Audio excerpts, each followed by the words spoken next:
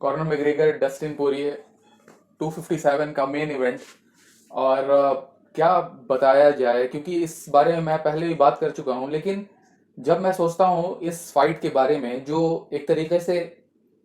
हमको सोचने में ये दिक्कत आती है कि कॉर्नर मैग्रेगर किस तरीके से इम्प्रूव किया है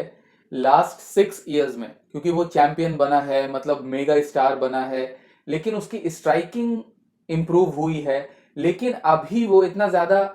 मतलब कि 2020 में एक ही फाइट उसने की, मतलब उस काउबॉय के साथ, और उसके बाद से 170 में था वो, तो उस फाइट के बारे में मतलब उससे हम लोग क्या ले सकते हैं? I am just very confuse. और काउबॉय अपने टॉप मोस्ट गेम पर नहीं था, तो अगर इस तरीके से कॉर्नर मैग्रेगर ने उसको डोमिनेट किया था, तो उस फाइट को हम लोग लेकर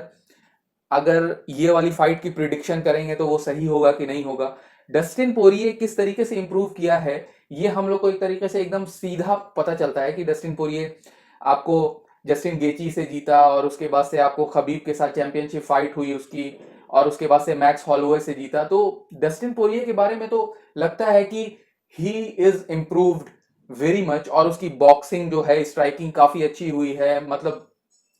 उसका ग्राउंड गेम भी काफी अच्छा हुआ है, डिफेंसिव ग्राउंड गेम भी काफी अच्छा हुआ है। और डिफेंसिव ग्राउंड गेम के बारे में इस फाइट में हमको नहीं लगता है कि बात करनी चाहिए, क्योंकि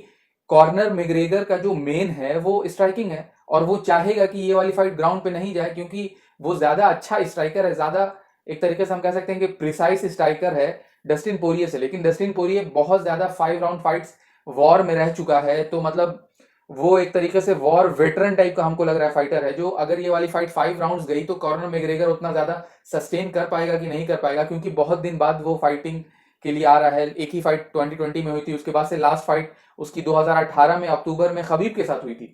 तो रिंग रस्ट जो कहने वाली बात होती है वो हमको तो नहीं लगा, क्योंकि अब हम नहीं बोलेंगे कि कॉर्नर मैग्रेगर, क्योंकि रिंग रस्ट वाली बात चल रही थी जब काउबॉय के साथ भी फाइट हुई थी, लेकिन corner McGregor was like very sharp. और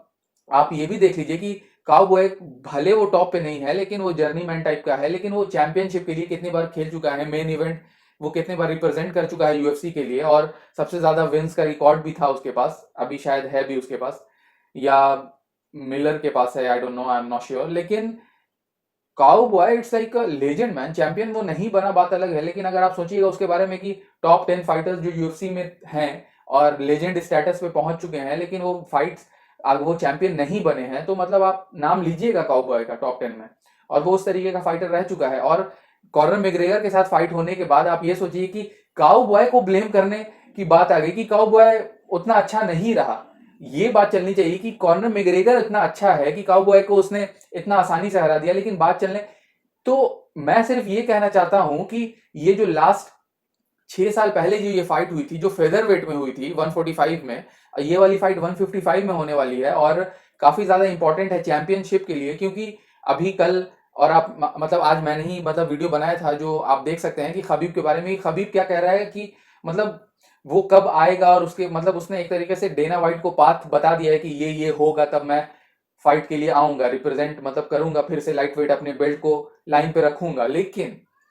ये वाली फाइट चैंपियनशिप के लिए अगर खबीब आता है और ये वाली फाइट कॉर्नर मैग्रेगर जीतता है, तो आई डोंट नो, लेकिन अगर बहुत ज्यादा डिवेस्टेटिंग फैशन में अगर कॉर्नर मैग्रेगर ये वाली फाइट जीतता है, तो हमको ऐसा लगता है कि यूएफसी चाहेगी बुक करना कॉर्नर मैग्रेगर और खबीब को। अब खबीब के हाथ में है, वो लेता है कि नहीं लेता है, लेकिन आई थिंक मतलब this is going to be like बहुत जबरदस्त फाइट होने वाली है, क्योंकि हम लोग को ये पता है, और हिस्ट्री फर्स्ट वाली फाइट किस तरीके से गई थी। उस वक्त डस्टिन पोरिये उतना ज्यादा, मतलब आप कह सकते हैं कि गेम फाइटर नहीं था वो, और हमको ऐसा लगता है उतना ज्यादा वो डेवलप्ड नहीं था। कॉर्नर मैग्रेगर हमको लगता है कि ज्यादा उस वक्त डेवलप्ड था, और उतना ज्यादा एक्सपीरियंस नहीं था, और ये वो वाली फाइट में हमको ऐसा लगता है कि पोरिये अपना बेस्ट नहीं दिया था उसने। और हमको ऐसा लगता है कि ये वाली फाइट पहले वाले फाइट से काफी ज्यादा अच्छी और काफी ज्यादा कंपिटेटिव होगी, लेकिन कौन जीतेगा कौन हारेगा, मतलब ये कहना काफी ज्यादा मुश्किल है। So thank you for watching, thank you for listening, और दोनों एक साथ आप कर सकते हैं, और आप सब्सक्राइब, लाइक, कमेंट, कमेंट में बात कर सकते हैं कि आपको क्या अच्छा लगा, क्या खराब लगा। अगर खराब लगा तो प्लीज़ कमेंट, अच्छा लगा तो लाइक बटन तो मतलब इट्स सफिशिएंट।